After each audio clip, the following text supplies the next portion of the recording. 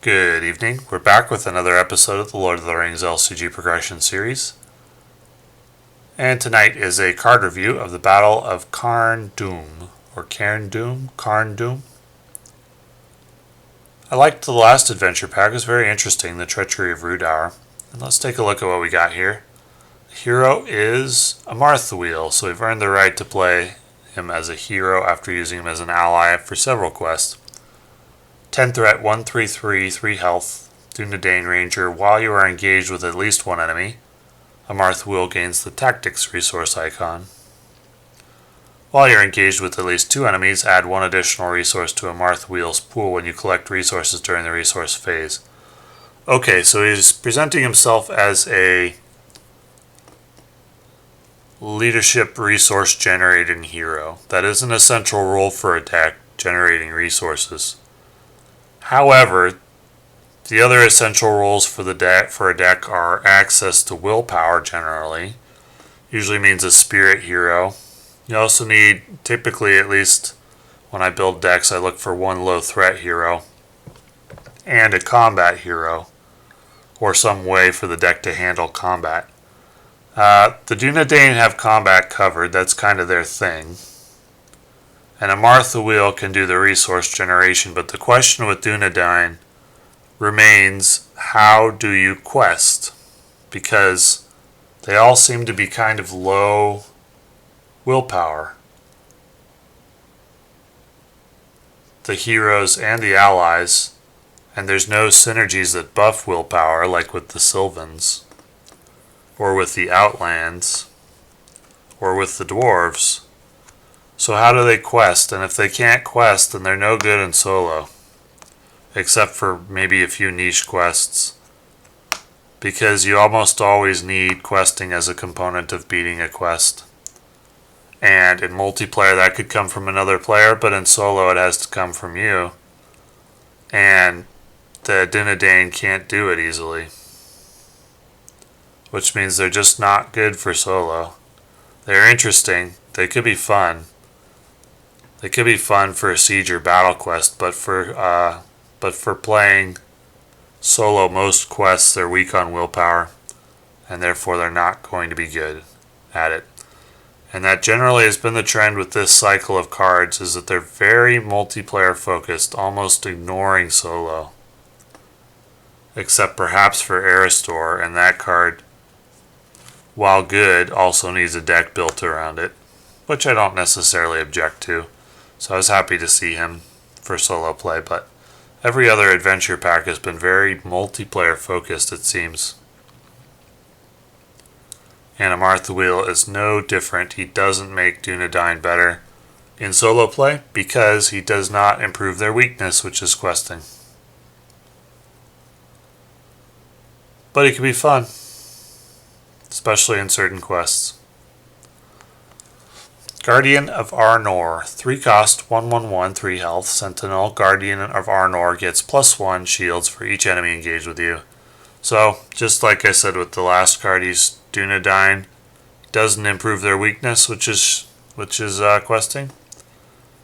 He could be not bad for battle, for defending, but he doesn't improve their weakness. He doesn't improve their weakness, which is questing.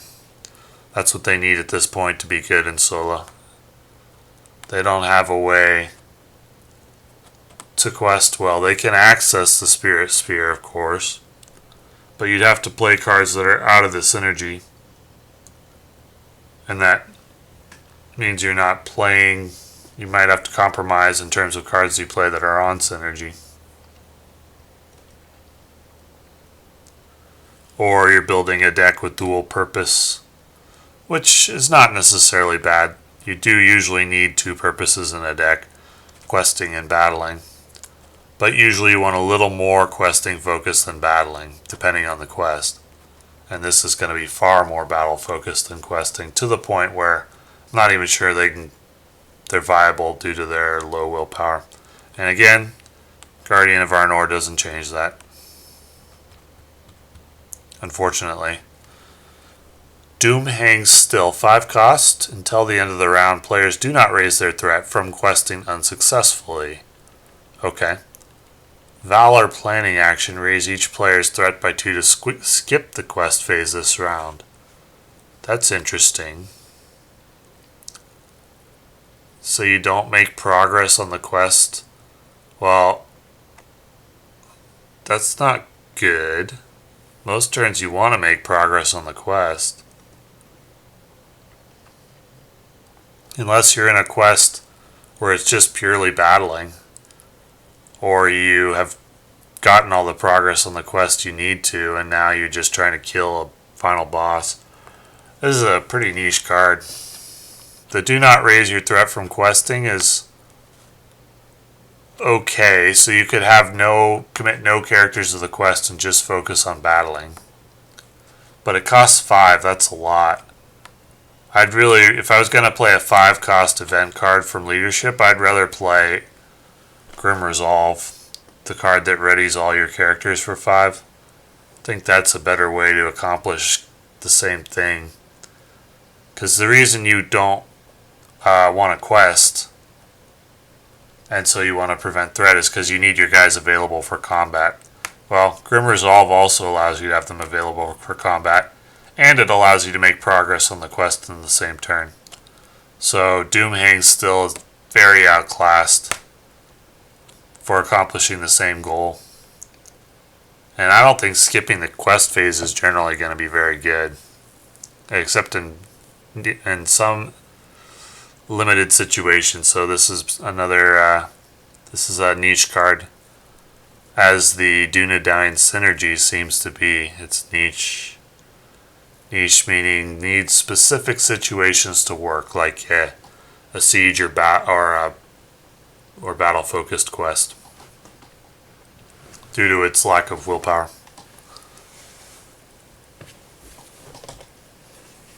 It's possible, though, that there's a deck out there that makes this work for some of the more difficult quests. It's possible.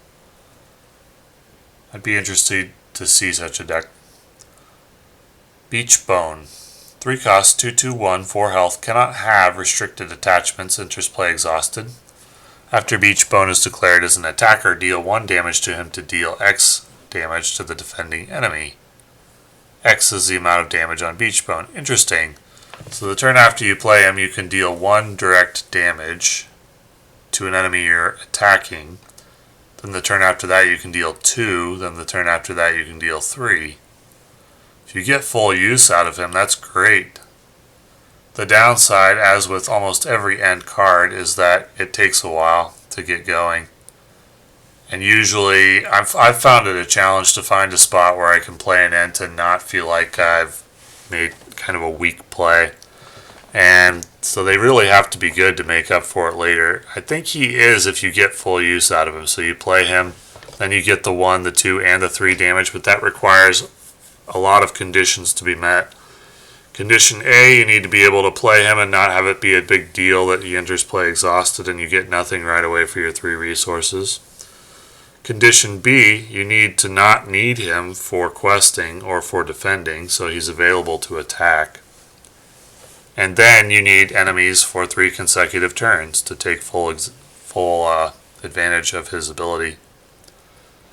If all those conditions are met, this is quite a good card. I don't think all those conditions are going to be met very often, though.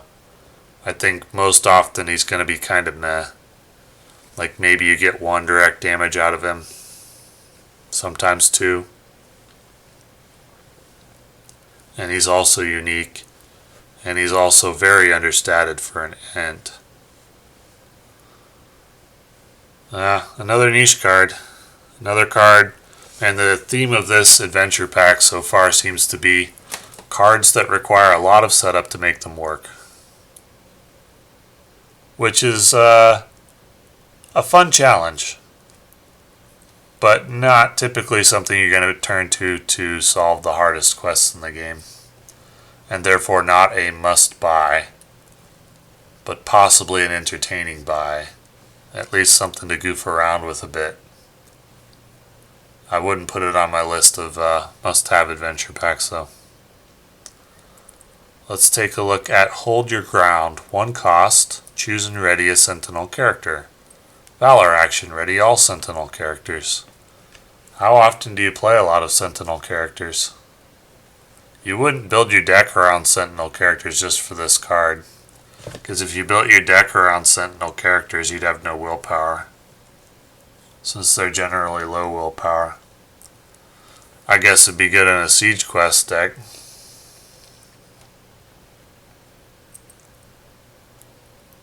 But just readying one Sentinel character is okay. There's definitely situations where like readying Baragon will save your life. Readying all Sentinel characters, let's say you had 2 or 3, that's pretty good. But it's not going to be like game winning unless you're really in trouble.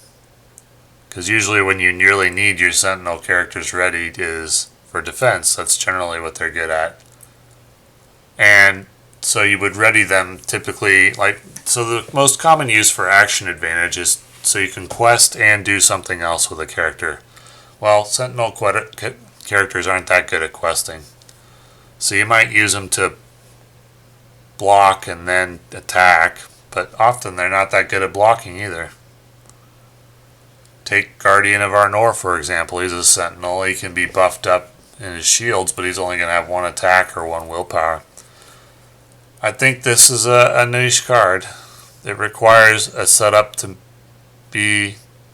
For its ideal usage, it requires you to set up in such a way that you would be weak in other areas, primarily willpower.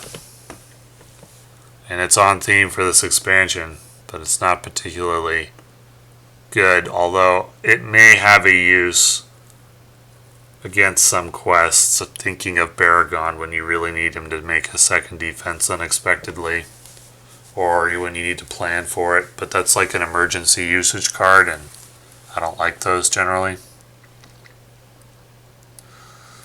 Very curious adventure pack so far.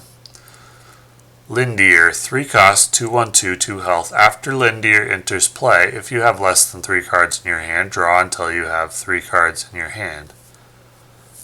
Is this an Aristor card, I guess? Because Aristor gives you 4 cards to start each round, and if you had resource generation going, you could play them, and, well, I don't know if you'd use them in an Aristor deck. I guess his usage is for a deck that... a late game usage where you find yourself out of cards. I think, given his stats, 2/1/2, you'd probably need to draw 2 or 3 cards to make him good. 1 card would be okay, but you probably need to draw 2 or 3 cards to make him good. And that situation is not going to come up a lot, unless you've really designed a deck to drain your hand. I'm saying that it seems like about every single card this adventure pack. I'm talking about the card and then talking about a very specific scenario that you have to work to set up where the card will be good. That's, I guess, the theme of this adventure pack. Cards that are good should you go through the effort of setting up a complex scenario that they require to be good. I can see how players would look at that and think that seems fun. And that's great. My evaluation is primarily to see if cards are going to be good in decks that will defeat the hardest quests in the game. And so far I haven't seen a card in this adventure pack that I think will be a strong contributor to a deck that will defeat the hardest quests in the game, except perhaps for like a nightmare version of a battle or siege quest. Then the Dunedain might be worth turning to defeat like a nightmare battle or siege quest. But other than that, we're not looking at cards that are going to contribute to the best decks in the game, I don't think. Not so far anyway. Let's look at what's left. Lords of the Eldar, 3 cost. Lords of the Eldar can only be played from your discard pile. Okay, we kind of knew that was coming. They were foreshadowing it in previous adventure packs. Place Lords of the Eldar on the bottom of your deck from your discard pile. Then until the end of the round, all Noldor characters get +1, +1, +1. I don't think the place on the bottom of the deck really matters. It might as well stay in the discard pile. It costs 3 for that buff? How many Noldor characters do I think people will be playing? And it can only be played from your discard pile? This is ridiculously expensive. There's that Gondor Buff card that costs 2. You can just play it straight from your hand and it buffs +1, +1. Not +1, +1, +1, but how many Noldor characters would you have to play to make this good? It's a one-time use card. Astonishing Speed costs 3 and it gives you 2 willpower per character. I don't think +1, +1, +1 is generally as good as 2 of one stat, because usually you only get 1 action per character with most of your characters. And so you're not going to be making use of 2 or 3 different stats in one round, just one of them really. This is a very expensive card for what it does. If it could just straight up be played from your hand, I would think it was expensive for what it does, but arguably okay. But the fact that you have to play this from your discard pile, this should cost 1, I think, to be good. 1 to be worth a look, maybe. 2, I don't know. If it costed 2, I don't know. But for 3, this is way too expensive for what it does.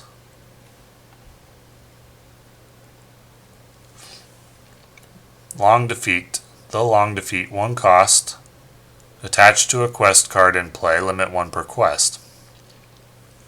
After attached quest is defeated, each player either draws 2 cards or heals up to 5 damage from among other characters he controls. Well, that's good in multiplayer, each player drawing 2 cards. In solo, this is probably outclassed by Ancient Matham pretty badly, which costs 1, you attach it to a location. You clear locations more often. A lot of times, like what if the Long Defeat comes up when you're on the last phase of the quest? That's just a bad card in that situation, right? So, this is only useful early game. And it doesn't clear as often as Ancient Matham, which draws 3 cards for 1 cost. This gives you the option of healing 5 damage as well. I'd say that effect, the drawing 2 cards or healing 5, is probably roughly equivalent. So all we're really talking about in the comparison between Long Defeat and Ancient Matham is ease of use. And Ancient Matham is easier, I think, because of the fact that Long Defeat is useless if you're on the last phase. So if I wanted card draw, I'd play Ancient Matham over Long Defeat. If I wanted healing, well, the fact that it's not good late game probably would deter me. It needs to be a better card if it's going to be useless sometimes. So, doesn't do enough given its limitations is my assessment of this card.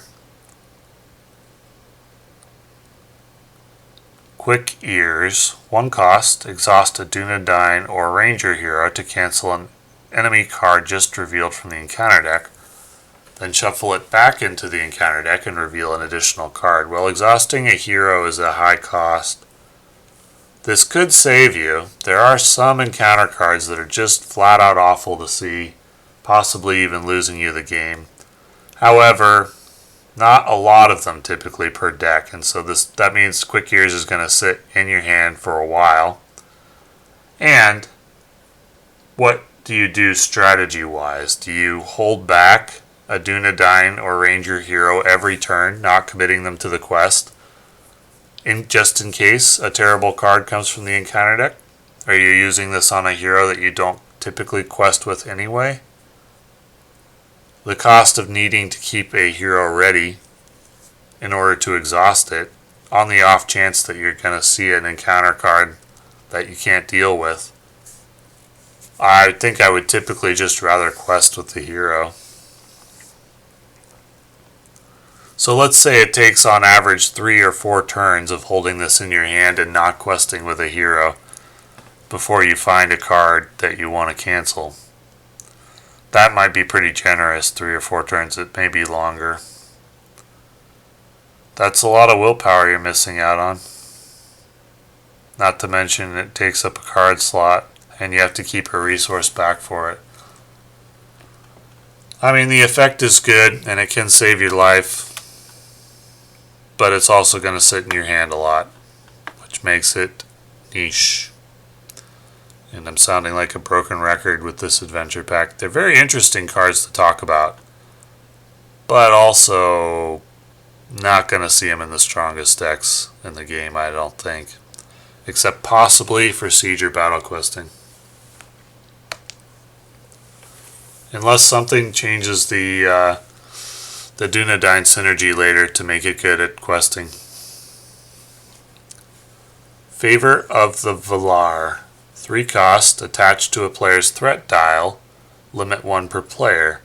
When you would be eliminated by reaching your threat elimination level, instead discard Favor of the Valar and reduce your threat to 5 less than your threat elimination level. You are not eliminated. So you just stick this on your threat dial just in case you get eliminated.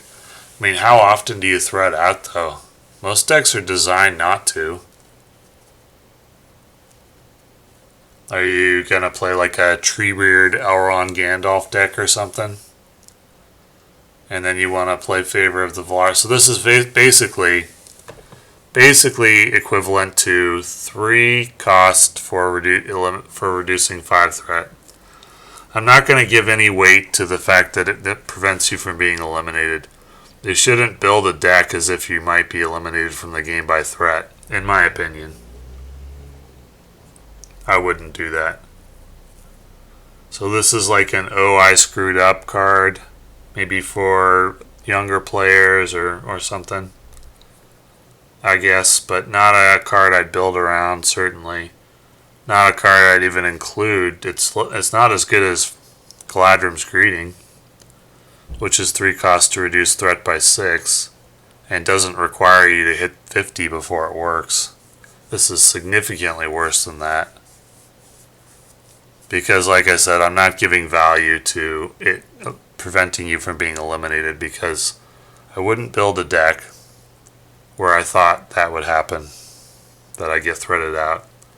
And I don't play cards that are like, well, what if something terrible happens? Well, you should kind of know what the range of things that might happen are in solo play, because you don't walk into quests blind in solo, typically, not for the hardest quests in the game, because you're not going to win if you don't know what's coming or have some kind of idea what's coming. It's not thematic, but it's hard to play thematically in solo against the hardest quests in the game. And the reason that I'm doing these card reviews is so players who are looking for other opinions or wondering which ones to buy perhaps can have a way of thinking about the cards in terms of their value to their collection, with the assumed objective being to be able to beat the most difficult quests in the game. And none of these cards in the adventure pack are good for that, in my estimation. This could be a fun adventure pack, potentially. You could be looking at a good card in the long defeat and multiplayer. But yeah, these are niche cards, difficult to work, difficult to make them work. Potentially fun, but not going to be in very strong decks that are designed to beat very difficult quests, except maybe for a siege or battle questing deck. Well, that's my opinion. So, thank you for watching.